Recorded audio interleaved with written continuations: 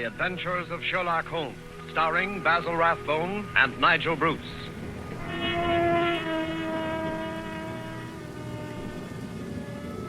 Welcome to the 28-day nervous system reset. I'm Glenn Osland,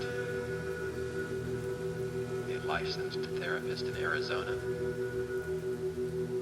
And now, here we are again on our usual visit to Dr. Watson. He's waiting for us in his study, a cheerful blaze crackling on the hearth. And if you're one of my clients, this series has been specifically designed to support you outside of our sessions. Very relieved to see you, Mr. Manning. Hasn't the weather been atrocious today? I was beginning to wonder if you'll be able to get here tonight through all this fog. It uses binaural audio beats to guide your brainwave states into a healthy, sustained, natural calm. Yes, it certainly is what you Londoners call a regular pea super. Yes, indeed. It reminds me of the adventure of the missing submarine plans. What I am doing with this binaural meditation podcast is taking old-timey radio programs that are in the public domain. The case that was solved in the underground. Underground? What you Americans call a subway. Yes, but what has a solution in a subway got to do with a foggy night? Well, you see, the affair started in weather exactly like this. To give the mind something interesting to listen to, while the body silently creates pathways of calm. It was the third week in November, the year 1895 to be exact. On Monday, a dense yellow fog had settled down upon London. Research has shown that daily use of theta binaural audio meditations over time can reduce anxiety, support parasympathetic rest and recovery, and improve emotional regulation. On Thursday, it was still there, thicker and murkier than ever. At first, Holmes had turned his nervous energy to cross-indexing his huge reference books. But when, after pushing our breakfast chairs back for the fourth morning, we saw the greasy brown swirl still drifting past the windows, Holmes's patience snapped. Headphones are required for the full binaural effect.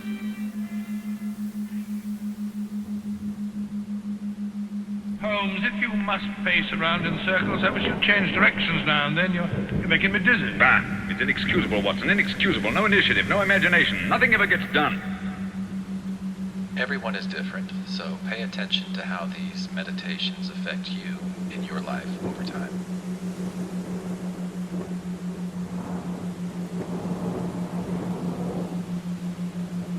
If you're alluding to the inactivity in this last session of Parliament, my dear Holmes... I'm not speaking of our lawmakers, Watson, but of our lawbreakers. The London criminal is certainly a dull fellow. What makes you say that? Well, look out of the window. Ideal weather for committing a crime.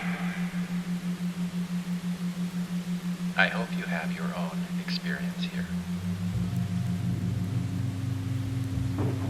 Criminal advances on his intended victim practically unseen. He pounces and disappears into thin air. There have been numerous petty thefts, I believe. Petty thefts, pickpockets, ragamuffins. What's the country coming to? Now, if I were a criminal, Watson... I, for one, would move to America. No, hello. Mrs. Hudson's knocking. Excited. What's up, I wonder? What is it? Oh, it's a man for me. Yes. Very well, thank you. Oh, what's it say? Oh, wait till I open it, can't you?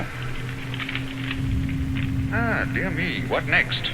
Most unusual, Watson. Most unusual. What's most unusual, Watson? What's it say? Well, it's from my brother, Mycroft. You remember him? He helped us solve the case of the Greek interpreter. He's coming here. Why not? What's so phenomenal about Why that? not? Why not, indeed? As startling as it would be to meet a tram car coming down a country lane. Yes, now I come to think of it. Mycroft is rather like a tram car. His rails lead from his Pall Mall lodgings to the Diogenes Club in Whitehall. That's his circle. I wonder what upheaval could have derailed him. Doesn't the telegram explain? It says, must see you about Cadogan West, coming at once. Cadogan West? Why, that's the young chap who's found dead in the underground on Tuesday morning. I remember reading about it in the paper. Oh? The young man had apparently fallen out of the train and killed himself. He hadn't been robbed, and there was no reason to suspect violence. Quite an uninteresting case, if I remember And correctly. yet, it's serious enough to cause Mycroft to alter his habits. No, Watson. This must be an extraordinary event. Do you recall any other facts about the affair? Yes, I come to think of it, there was one unusual bit came out of the inquest. They were unable to ascertain at what point he entered the train, because his ticket was missing. Strange. What articles were found on the body? £2.15, I believe it was, a checkbook and... Oh, yes, 2 dress circle tickets for the Woolwich Theatre. Dated for that evening. Theatre tickets, eh? And it wasn't suicide. A man doesn't procure 30 theatre tickets for the evening on which he intends to end his life. Anything else? A small packet of technical paper. Technical papers. What kind of technical papers? The newspapers didn't say. As serious as that. What did the young man do? Where was he employed? He was a clerk at Woolwich Arsenal. Government employed. There we have it, Watson. British government, Woolwich Arsenal, technical papers. That's why Mycroft is involved in this affair. I don't understand. No, I suppose not. Watson, have I ever told you what Mycroft is? Your brother, of course. No, Watson. Do you have to be so dense? I mean, do you know what he does? I seem to have some vague recollection that you once told me that he'd held some small office under the British government. It would be more accurate to say, in a way, that he is the British government. What? His position is unique. He made it for himself. As the tidiest and most orderly brain of any man alive, with a great capacity for storing facts and giving them the proper interpretation. The conclusions of every government department are passed on to him. He's the central exchange, the clearinghouse. Again and again, his word has decided the national policy. He thinks of nothing else. Nothing else can lure him from his contemplations. And yet he's coming here. Yes, Jupiter is descending on us today. What on earth can happen? Now, Watson, that sounds suspiciously like a bad pun. Here he is, if I'm not mistaken. To speak for himself. Come in. Hello, Mycroft. What's up? You look flustered. Most annoying business, Sherlock, most annoying. You know how I dislike altering my habits. Extremely awkward for me to come away from the office, particularly with Siam in its present state. Oh, dear me. Yeah, sit down, Mycroft, sit down. You know Watson, of course. Yes, of course. I'm trying to find a chair that I can trust to hold me. I'd better take the sofa. You certainly haven't got any thinner. I've never seen the Prime Minister so upset. As if the Admiralty is buzzing like an upset beehive. You know anything about the case? Watson's just been telling me what was in the newspapers. Just what were the technical papers found on the body? Sherlock, for the love of heaven, not so loud. Those papers which the wretched youth had in his pocket were none other than the plans of the Bruce Partington submarine. Oh? The submarine which will completely revolutionize naval warfare. The most important papers in our government archives. Under no circumstances could they be removed from the office. Even the chief instructor of the Navy was forced to go to Woolwich if he desired to consult them. And yet we find them in the pockets of a dead junior clerk in the heart of London. Yeah, from an official point of view, it's deplorable, my dear Mycroft. Simply deplorable. You may laugh, Sherlock, but this country won't be safe until they are recovered. I thought you said that they were found in the pocket of this chap, Cadogan West. 10 papers taken from Woolwich. 7 were found in the pockets of Cadogan West. 3 are still missing, the 3 essential ones. To recover those 3 papers is imperative. The peace of Europe depends on it. Nice little problem, eh, Watson? Why did Cadogan West take the papers? How did he die?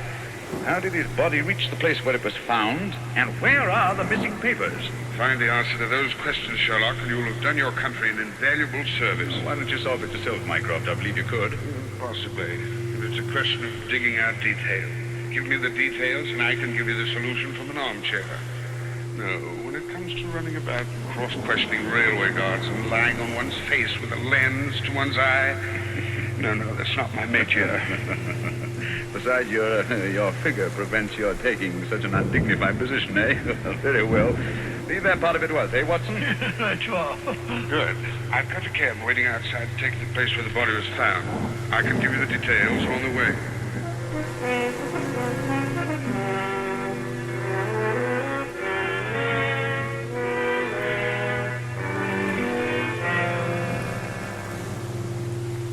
Now, Mycroft, who was the official guardian of these famous papers? No less a personage than Sir James Walter, a gentleman who's grown grey in the service.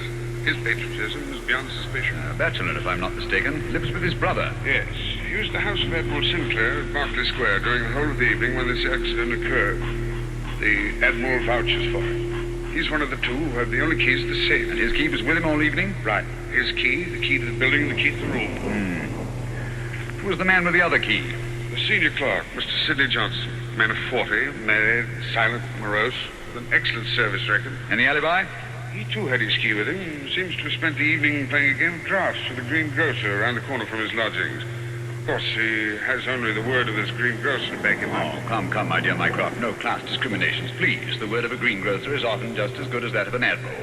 But what about Cadogan West? He had a good reputation. A bit hot-headed, but straight and honest. At least, everyone thought so. He was next to Sidney Johnson at the office. His duties brought him into daily personal contact with the plans. No one else ever had the handling of them. Well, it's perfectly clear. He must have taken... Ah, not so fast, Watson, not so fast. Who locked them up that night? Mr. Sidney Johnson. They were of value, commercially, I mean. Oh, yes. There's no doubt that West could have got several thousands for them very easily. And yet, only a small amount of money was found on the body. Perhaps the buyer took it back after he'd murdered West. What puzzles me is, how did West obtain possession of those papers?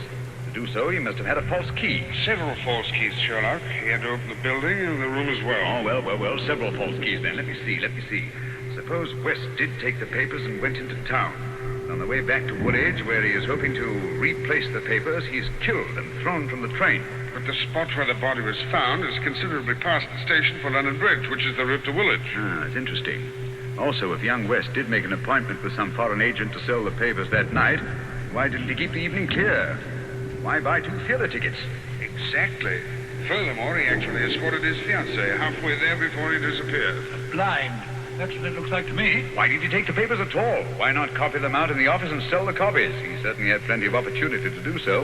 And why the absence of his underground ticket? Perhaps the ticket would have shown us which station was near the agent's house. So the murderer destroyed it. Good, Watson. Very good. Yet, I wonder. Well, here's the underground station. The railway authorities have sent a man round to show the exact place where the body was found. You won't change your mind and come with us? Well, crawling round that black hole on my hands and knees, not very likely. Well, I shall expect a report on your efforts this evening. Never expect too much, Mycroft. Never expect too much.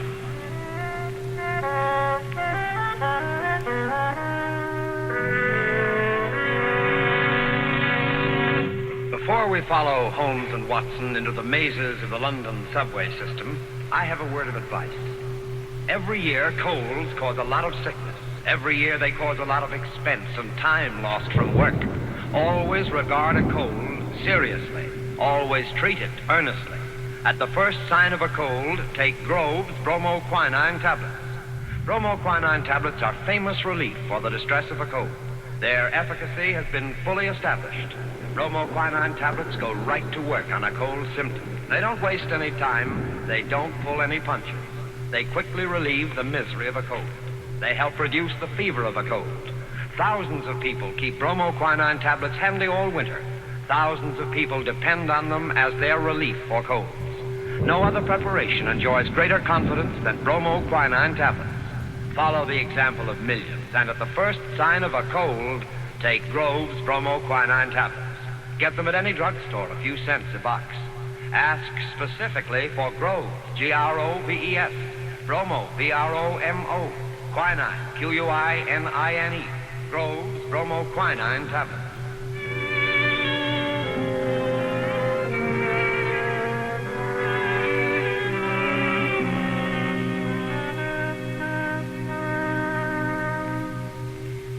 This way, sir. Step right along the tracks. It isn't safe. Supposing a train should come shooting round that curve. Oh, that's all right, sir. There won't be another for 5 minutes anyway. Here we are, sir. This is where they found the body. Right here alongside the rails. Lying on its face it was. Spooky old place, eh, Holmes? Like the catacombs, only without the skeleton. Yeah. Anything in his hands when they found him? No, sir. Were they clenched or spread out as if he were protecting himself? No, sir. There was what you might call relaxed. What time did all this happen? Well, sir, the train he was hoisted out of, as near as we can figure, passed along here about midnight on Monday. All the carriages have been examined for signs of violence, I suppose. They didn't find nothing, not even the missing ticket. There was a passenger to Aldgate on the ordinary train. About 11:40 it was. He said he'd heard a heavy thud, like something striking the line, just before the train reached this station. But it was so foggy, he said he was blessed if he could see what it was. Holmes, what's the matter? What are you staring at? The curve, Watson. What Curve of of it? the rails. What of it? What do you mean? I suppose there aren't many curves as abrupt as this. No, sir, I can't say as there is. What have curves got to do with it? Oh, an indication, Watson. Merely an indication. Unique. Perfectly unique. And yet, why not? I don't see any indications of bleeding on the line, No, sir, there wasn't any to speak of. but I understand there was a considerable wound. The bone was crashed right enough. Holmes, you hear that? It's a train. It's coming this way. Run, sir. Run for your life. Yes, but where? Up ahead. There's a place where the train switches off. Run, Watson, run. It's just around the curve. We'll never make it. Yes, we will. Faster, faster. There's the switch up ahead. Come on. Here comes the train now. We'll make it. We'll make it. Justin, Watson, for the love of heaven. You're on the wrong track.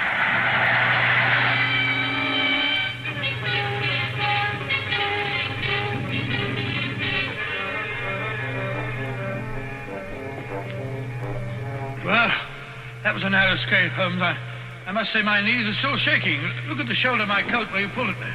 Lucky thing for you that I did. Where are we off to now in this fog? Yes, it's a nice afternoon. Suppose we pay a few calls. I think Sir James Walter claims our first attention. After that, we might drop in on Miss Westbury. Miss Westbury? Who's she? She is Cadogan West's fiancée and the last person to see him alive. Holmes, we seem to be going around in circles. We've accomplished absolutely nothing so far except to get ourselves nearly annihilated in the underground. After all, it's perfectly obvious that the young man had a quarrel with someone, in all probability the agent, to whom he sold the papers, and got himself thrown out of the railway carriage for his pay. I disagree with you, my dear Watson. His body fell from the roof of the carriage where it had been placed. Cadogan West met his death elsewhere. The roof of the train? Consider the facts, Watson. A. The curve in the tracks. The body is found at the spot where the train pitches and sways as it comes around the points. B. There was no ticket. C. There were no signs of bleeding on the line because the body had bled elsewhere. Of course. Everything fits together, but where was the body placed on the train? I think I can make a fair guess of that, my dear Watson. Here we are. This is the famous official villa of Sir James Walter. And that, if I'm not mistaken, is his brother, Colonel Valentine, just coming out of the house. What's the matter with the man? He looks positively haunted. Oh, pardon me, Colonel Valentine, but can you tell me if Sir James is at home? Sir James, sir? Sir James is dead. Good heavens, dead? He died this morning. It's terrible. Terrible. How did he die? Oh, it's this horrible scandal. My brother, sir, was very sensitive of his honor. He couldn't survive the disgrace to his department. It broke his heart. Pardon me, gentlemen, I must go. It broke his heart. Most appalling development. Eh, Holmes? I wonder if his death was natural, or if the poor fellow killed himself.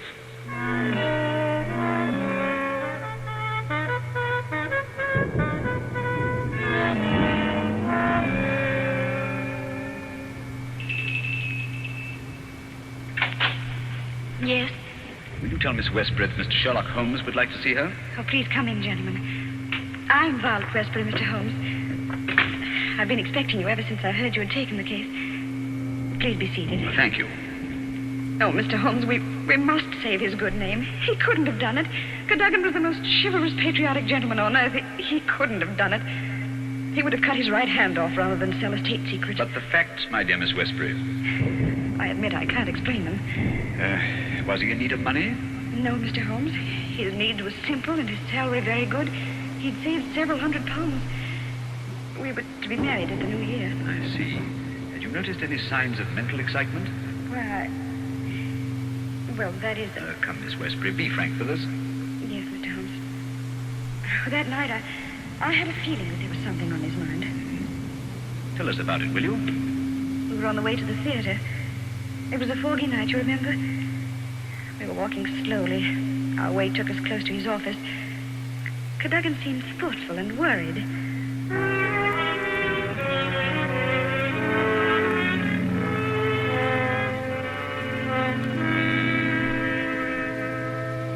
Darling, what's the matter? You haven't said a word for the last 5 minutes. Have I said or done something? Of course not, silly. It's just that I've got something on my mind. Well, why not tell me about it? Perhaps I can help. It's no use, Vi. It's too serious for me to talk about, even to you. You know, sometimes, Caddy, I feel just the least little bit jealous of that old job of yours. When you're cooped up in that building all day. Oh, now you're not going to be jealous of the building. Well, not really. But it is funny to think of a husband having secrets he can't tell his wife. Mighty important secrets, I can promise you. There's one in particular that any foreign spy would pay good money to get hold of. How thrilling. Well, I don't know. They're awfully slack about some things over there in that building, Violet. What's too slack? It would be too confounded easy for a traitor to get his hands on those plans. What plans? Never mind, darling. I guess I'm getting a bit melodramatic. There's something been worrying me. Hello, what's that? What's what? Over there, that shadow moving along the side of the building. It's a man. So that's it. I always suspected... Oh, what's the matter? You're so excited. What's wrong? Stay here, Violet. There's something I have to find out. Stay here.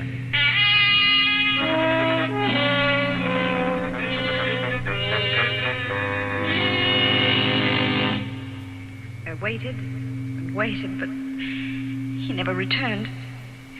Oh, Mr. Holmes, if you could only save his honor, it meant so much to him. We shall do our best, Miss Westbury. This shadow, this man moving along the building. Did you see it too? I think I did, Mr. Holmes. But the night was so foggy, I can't be sure. But there must have been a man. Another man. It couldn't have been Cadogan. Surely character goes for something. Let us hope so. Come along, Watson. We must return home. I'm expecting an answer to some telegrams I sent Mycroft early this afternoon. We've done enough for one day.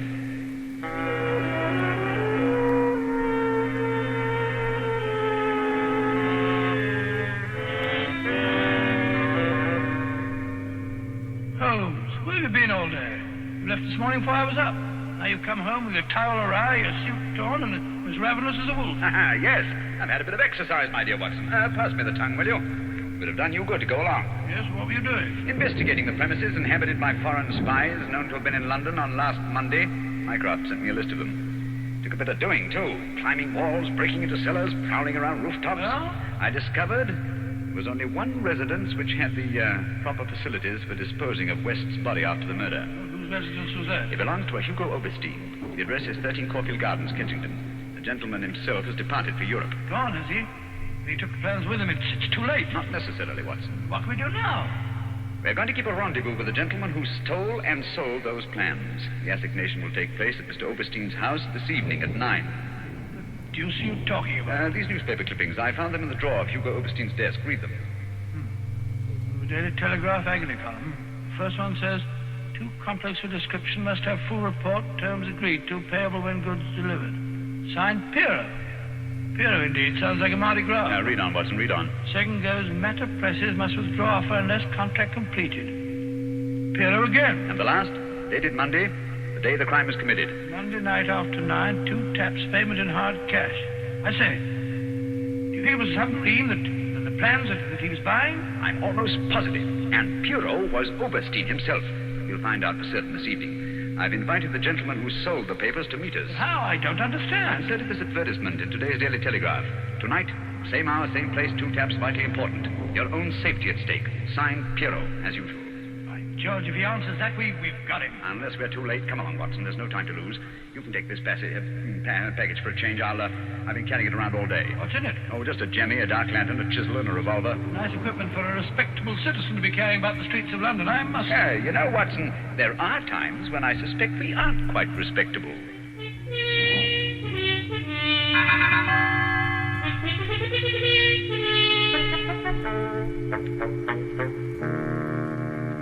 Here we are. This is Caulfield Gardens. It's so foggy. I shouldn't like to be caught by active housebreaking. Yeah. Over this wall, Watson. There's a window we can easily pry open in the back. Scale that wall? Come on, hurry up. There's no time to lose. Here. I'll give you a boost. Come on, up you. That's it. Look out, here I come. I must say, Holmes, you're as agile as a cat. It's uncanny. This is the window. Light the lantern and give me the jemmy. 1, 2.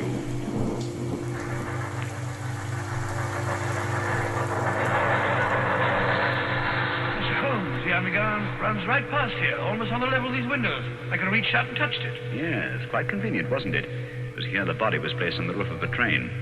Now, look on this windowsill. You can see the soot is blurred where they rested the body. And here, look. This brown stain is blood. Nasty, eh, Holmes? Let's get on to the house. Very well, then. Come along. The window's open. Easy, don't break the glass. Supposing Oberstein should happen to return home. Well, we must take our chances in this business. Come along, Watson, come along. My visitor will expect to be let in by the front door. wish these stairs didn't squeak so. 9 o'clock. We can expect him at any moment now. You take your position on one side of the door. I'll be on the other. We can pounce on him when he enters. I'll throw my greatcoat over his head. Shh, Watson. What if he doesn't come? There he is.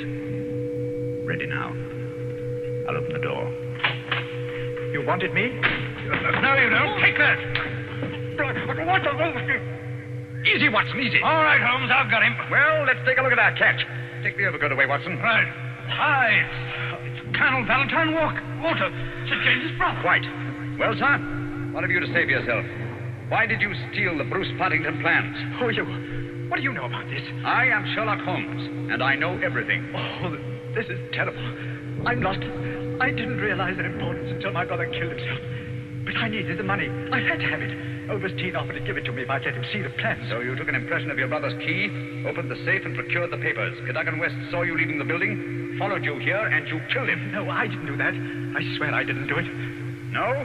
Then perhaps you'd better tell us who did murder Cadogan West and placed him on the roof of the railway carriage. I'll tell you. I promise you I will. I did the rest. I confess it, but not that. Very well, then. How did it happen? I got the papers, as you've discovered. Made my way through the fog until I reached the door. Once or twice, I fancied I was being followed. I could hear footsteps on the pavement behind me.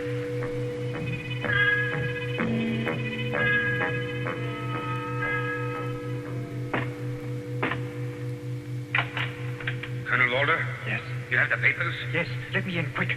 I think someone's been following me. Yes, it's me. You can't do this, Valentine. It's treason. Corey, do you hear? No, you can't sell the papers. Papa Oberstein, he knows how to use a blackjack, eh? You've killed him. So? It's murder. I'm going to get out of this. Oh, no. I think different. You will come in here if you do not wish to taste a blackjack, too. But I... That is better. Oh, what can we do? They'll find the body. I have an idea. First, I look at those papers. I take the ones I want under arrest and put in the pocket of this foolish young man. And then we give him a nice ride on top of the underground train, no? He will be the guilty one. Who will ever know?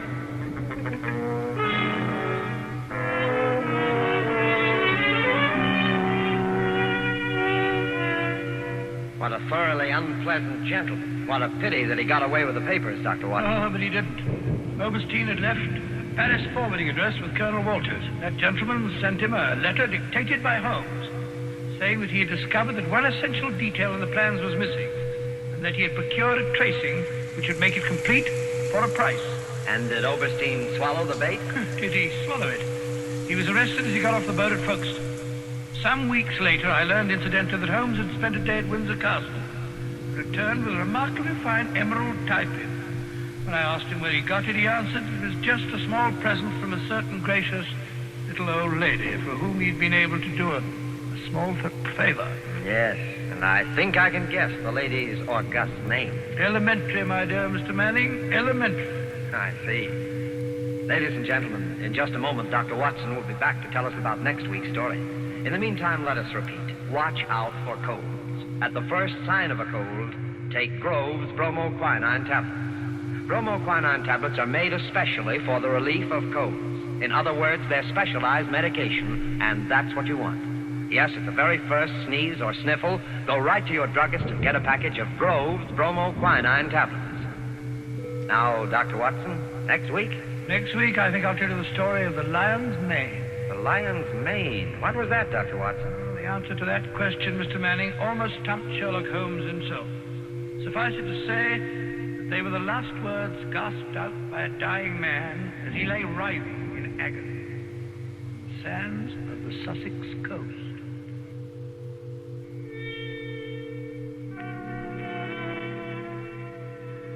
You have been listening to a Sherlock Holmes adventure, adapted from Sir Arthur Conan Doyle's story, The Bruce Partington Plans, with Basil Rathbone as Sherlock Holmes and Nigel Bruce as Dr. Watson.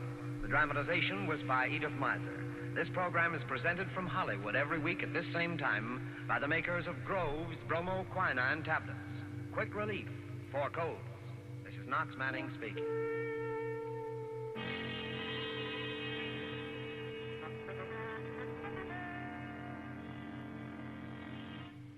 This is the National Broadcasting Company.